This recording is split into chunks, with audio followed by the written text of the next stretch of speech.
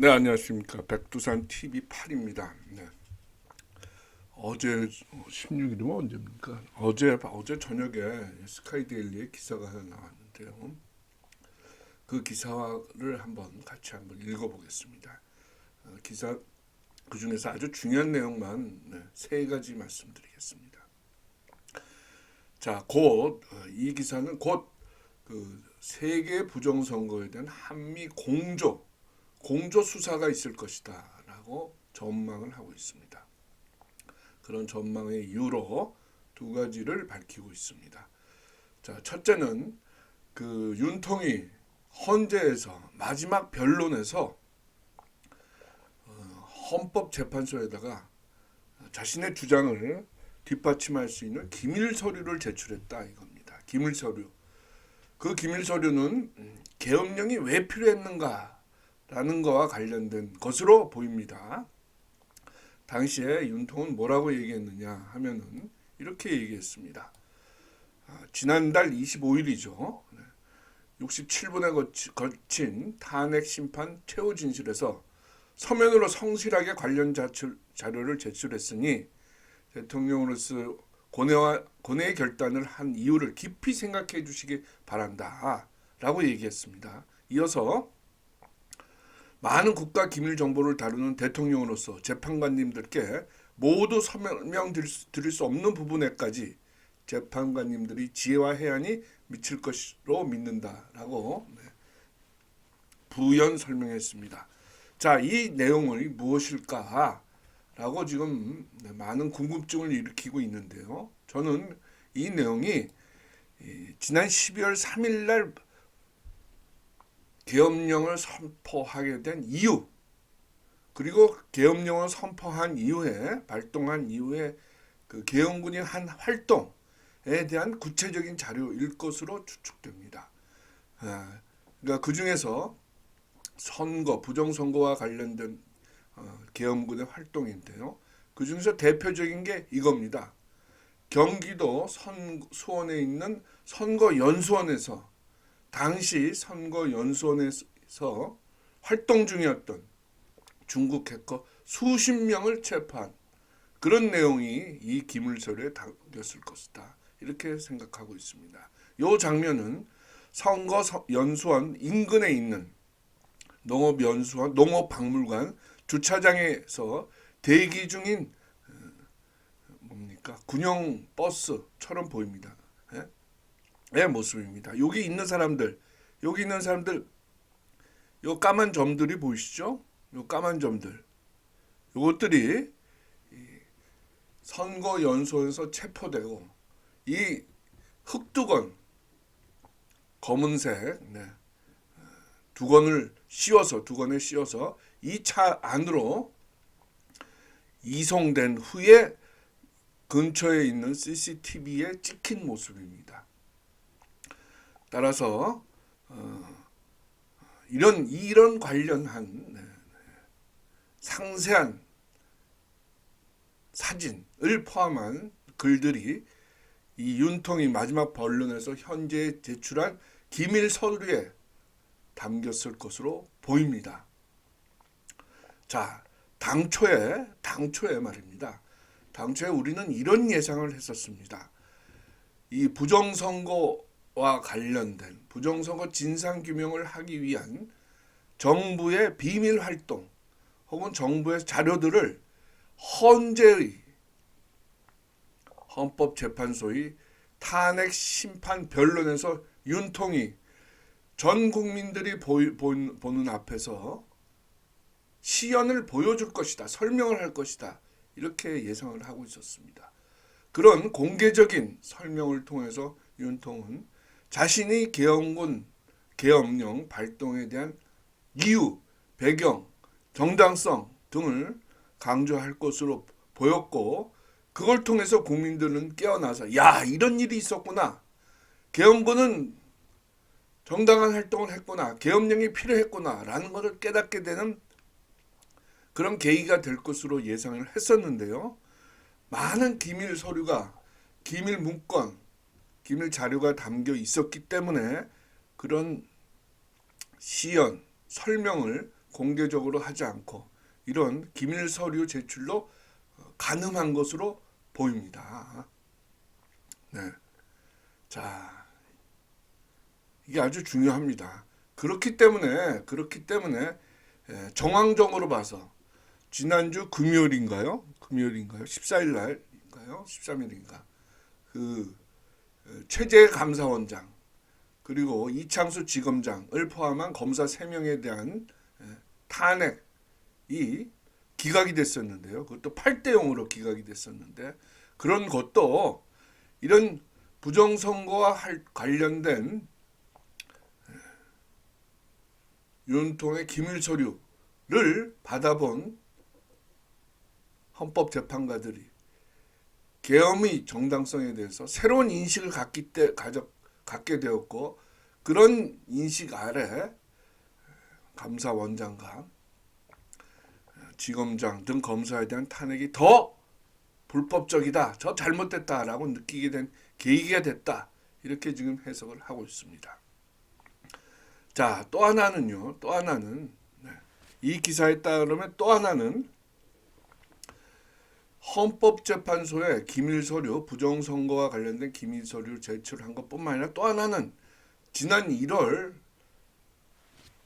불법 구금 중에 트럼프 대통령의 취임식에 특사를 보내서 축하 특사를 보내는 그 를 기해서 다량의 부정선거 관련 기밀 서류를 전달한 것으로 보인다. 이렇게 기사는 쓰고 있습니다. 그 기밀 서류는 부정선거가 주된 내용으로 약 200장 분량으로 보인다. 이렇게 얘기하고 있습니다. 아마 그렇게 되면 트럼프 대통령도 국내에서 일어나고 있는 중국 간첩들의 부정선거 활동에 대한 새로운 자료를 접하게 된 그런 계기가 되지 않았나 싶습니다. 자, 그게 두 번째고요. 자, 세 번째는 여기 주한 중국 대사와 관련된 이야기가 있습니다. 아마 윤통이 헌재에서 이런 부정선거 관련된 기밀 서류를 제출한 것과 관련해서 그런 첩보들이 아마 헌재에서 민주당을 통해서 또 중국 대사관까지 전해진 것 같아요. 뭐 정보 루트가 그렇게 되지 않겠습니까? 네. 그래서 주한 중국 대사가 본국에다 보고를 했다. 앞으로 부정선거에 대한 한미 공조 수사가 예상이 된다. 그리고 애국 국민들이 혹은 관련자들이 부정선거의 주범인 민주당에 대한 정당 해산 심판 요청을 헌재에 제출할 것 같다. 이런 전망을 내놓았습니다. 지금도 더불어민주당에 대해서는 위헌 심판을 구하기 위한 국민운동이 대대적으로 벌어지고 있습니다. 아마 그것이 더 불같이 일어나서 어떤 계기를 맞아서 헌법재판소에다가 위헌정당 해산 심판 신청을 할 것으로 보입니다. 자, 또 하나는 여긴 지금 이 기사에는 빠져 있는데요. 또 하나는 그 전에 요거 하나 소개시켜드리고 가겠습니다. 트럼프 대통령이 최근에 그러니까 지난 14일 금요일 날 현지 시간으로 트루스라는 SNS 계정에 부정선거에 대한 트럼프 대통령의 입장을 밝혔습니다. 입장은 그동안 트럼프 대통령이 여러 번 밝힌 내용과 동일합니다. 조작된 거지 같은 부정한 일렉션이 선거 부정이 우리나라에 지금 만연하고 있다. 이런 부정을 우리한테 저지른 사람들은 반드시 감옥에 가야 된다라는 이런 트루스 SNS 계정에 이런 글을 올려서 경각심을 다시 한번 일으켰습니다. 아마 그래서 일부에서는 이런 내용을 보고 국내에 있는 부정선거 주범들, 문재인이, 박지원이, 신건이, 네? 이재명이, 박찬대 등등은 아주 소스라치게 놀랐을 것이다 라는 지금 그런 예측을 하고 있습니다. 자, 앞으로, 자, 마지막으로 앞으로 일어날 일은 말입니다. 더불어민주당의 해산뿐만 아니라 국회 해산, 22대 국회 해산에 대한 국민운동이 일어날 것입니다. 22대 국회는 여러 번 제가 말씀드렸습니다만은, 네? 21대 국회와 마찬가지로 22대 국회도 불법 부정국회입니다.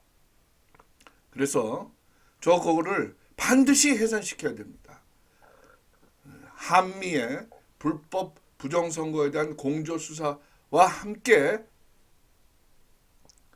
부정선거에 대한 진상규명도 하면서 그 부정선거의 범죄 수익으로 불법 국회를 구성된 22대 국회는 반드시 해산되어야 됩니다.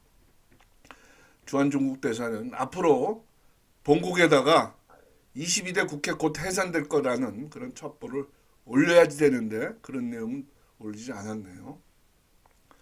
자, 여러분 이렇게 되고 있습니다. 지금 상황이 이러니까 지금 특히 더불어민주당 층에서는 갖은 유언비어 역정보를 흘리고 있습니다.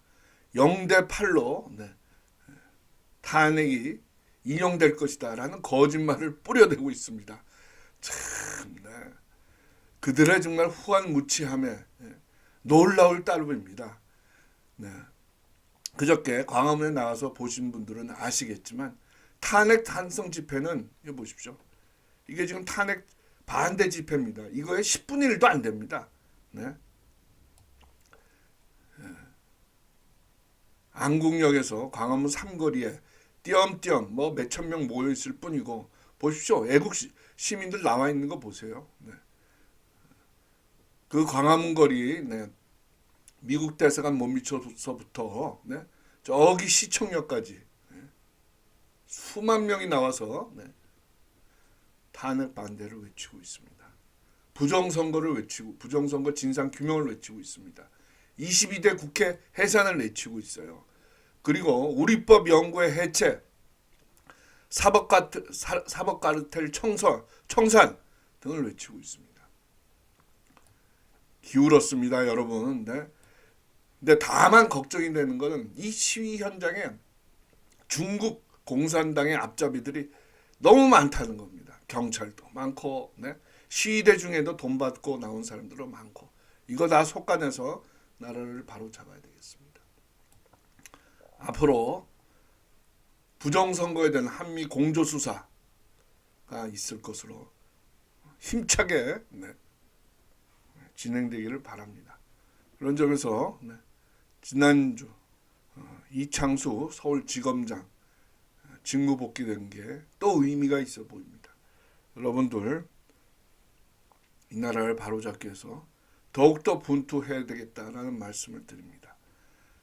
그동안 스카이데일리는 이 사건이 선거연수원에서의 중국 해커 수십 명 체포가에 대한 가짜라는 그런 손가락질을 많이 받아왔는데요.